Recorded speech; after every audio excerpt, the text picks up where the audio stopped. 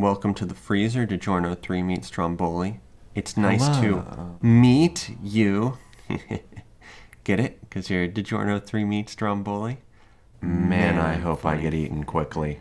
Today, I will be reviewing DiGiorno 3 Meat Stromboli. It says 3 meats, what are they? Genoa salami, signature pepperoni made with pork and chicken and beef, applewood smoked bacon. Wait, that's 4 meats. No, it's 5 meats because chicken and beef. Oh, I guess the bacon's maybe also pork. This is an interjection to inform you that I am an idiot. So we've got DiGiorno 3 Meat Stromboli here, and I'm like, oh, it's got like 4 or 5 meats. And then I looked closer at it during editing, and I realized that the pepperoni is made with pork, chicken, and beef. Not that the chicken and beef is a separate thing. So I will continue to act under the false assumption that those are separate, unique things throughout this video. Please excuse my mentally deficient state here. I'm so sorry for previous me's lack of mental capacity. Back to the video. Whatever, bunch of different meats. Anyway, let's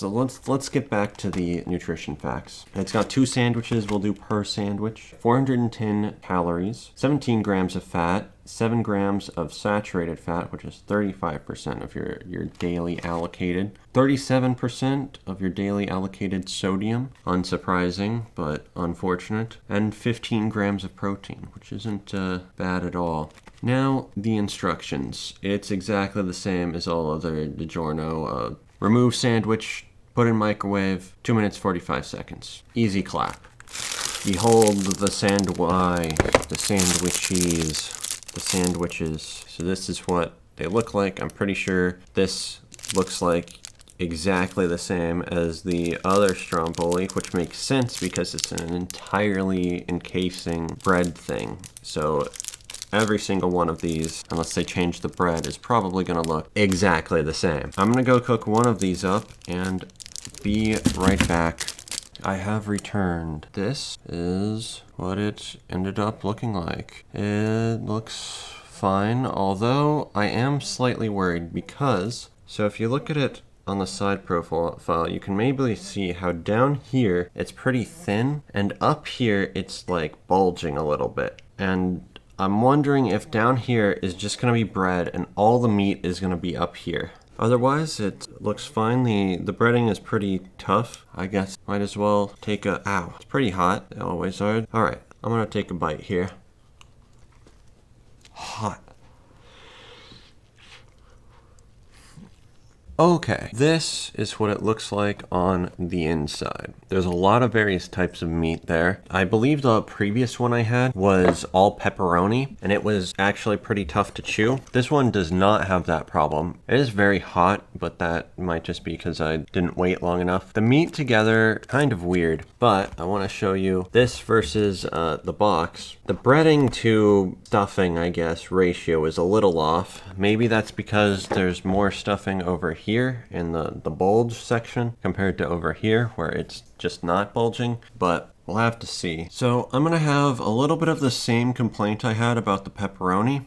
The breading is just not the greatest thing to chew. Quite tough and kind of chewy, and it's not my favorite. It's not terrible, but I think if there was some way to make it maybe crunchy or something, well, probably half the issue is that at least on this side, it's like half breading if you include both the top and bottom. Then it might even be 2/3 breading if you include both the top and bottom and compare it to the center. There's a lot of breading, not a ton of insides. Not as bad as some of those super cheap burritos I reviewed at the very beginning of my channel, but it's still not the greatest ratio. All right, I'm gonna pull up the box again. See the cheese? See this? There is no cheese. There's no cheese whatsoever. I do not see any cheese. Maybe there's a little bit of, maybe there's cheese that's like holding it together, but there is not like this amount of cheese. There's not noticeable white. The only white is the breading. Seems like almost pure meat with maybe a little bit of the DiGiorno sauce. And the meats, I think it's too many conflicting types of meats because you can taste, I think I can taste the bacon and the pepperoni, sort of isolate those, but it's kind of everything mixed together. Yeah, you get a little bit of the salami taste mixed with the spiciness of the pepperoni and the bacon in there a little bit. I'm not sure that I can isolate the chicken and beef that they say are in here, but you can tell everything else is sort of in there if you're trying to taste for it. Can't really see it though, it's just kind of a red mush. All right, I'm gonna try the big hump over here and see if this thing is any noticeably different. So this is this side. It's a little better, but as you can sort of see, it's very hollow. There's a little bit of cheese maybe. It's quite hollow, so it's not actually that much better. I'm gonna have to declare this box a lie. It does not have that much cheese. It does not have that much meat compared to breading. That's one of the core issues I have with this, is it's just too much breading, and I'm not that big a fan of the breading. The breading is tough. It's kind of chewy. It's kind of like pizza crust if it was a lot harder. And basically every bite of pizza you had like an equivalent amount of crust that you had to eat with it. Yeah, when you get a bite of the insides, it does taste like a very meat pizza, like a pizza where you got a bunch of meat toppings. It tastes a lot like that. I would like there to be more cheese and tomato sauce though, because it's kind of like if you isolated the meat and the crust and just put that together. The tomato sauce and the cheese are just kind of not really here. And I personally would prefer that, although I also am a very lame person and typically just have cheese pizza when I have pizza. So naturally, this isn't gonna be my cup of tea. But overall, it's okay. I don't think the meats work particularly well together, and I'm very disappointed by the bread to everything else ratio. Not very good. Not at all like the box. It's maybe like half of what the box reports. I mean, it might be close to the box if the air section there that you can sort of see when I move it, if that whole section there was full of stuff, but it's not. So you know what? I'm gonna be mean. I'm gonna give it a 4.5 out of 10. I think it could be better. It's also not my sort of thing, so it naturally gets bumped down a little bit, but I really feel like this could be better. I think if you are a fan of Genoa salami pepperoni made with pork, chicken, and beef and Applewood smoked bacon, it has potential to be probably not amazing, but good. I'm not a huge fan of bacon in general, which is, you know,